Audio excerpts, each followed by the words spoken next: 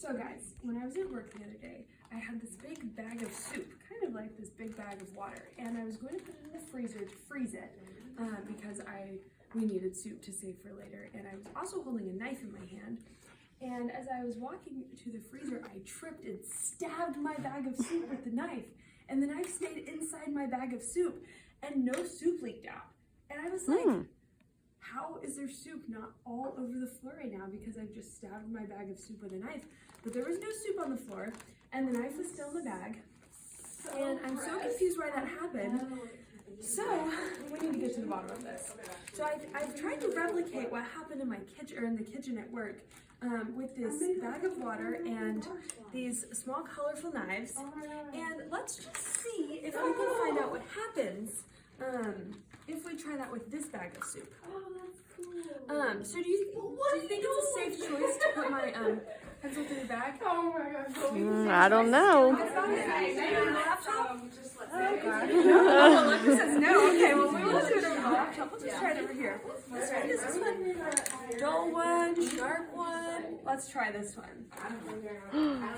Wow. Oh, no, leaking. Okay, let's try another one. You think another one's gonna work, Caitlin? Let's try. Whoop.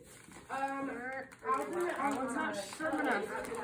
There it is. Wow. Wow. I wonder how many you can hold. Let's try a third one. Oops, small leak. Do you think it matters if I only go through one side, or do you think I have to go through both sides? Okay. I think both sides. Both sides? Both sides? Okay, well all these are both sides. Let's try one side and see if your prediction was right. That's not sharp enough. This one.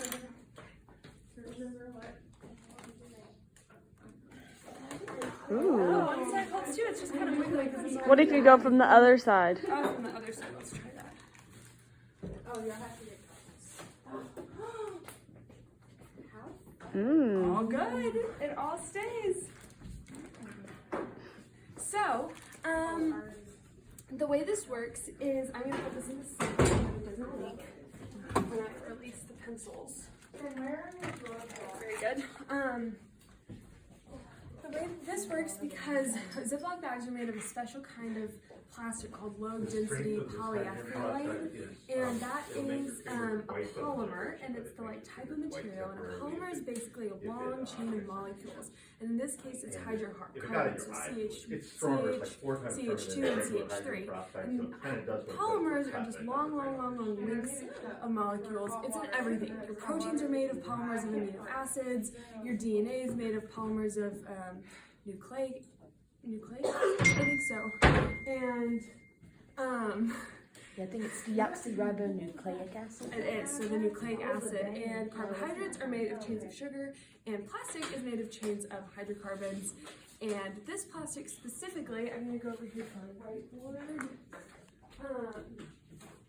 is low density, which means the chains of carbons go like this, and they branch out. And so when you put them all really close together, they have some gaps between them because these branches are blocking them.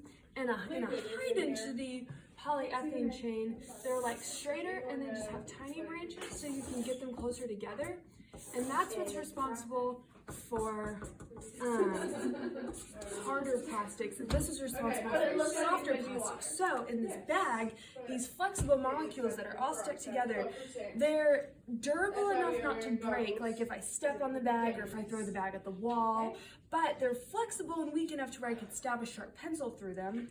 And then when I put the pencil in the bag, these lines of molecules, they just flexibly slide out of the way and make a seal around the pencil so that it doesn't leak. And that's why I can stab the bag so many times without it leaking. But when I take the pencils out, then it will leak, because the holes aren't stopped up anymore and they're not magic, so the plastic doesn't stick back together magically. It just has holes and leaks out. But those are polymers. That's why that works. Does anyone have any questions? Very good.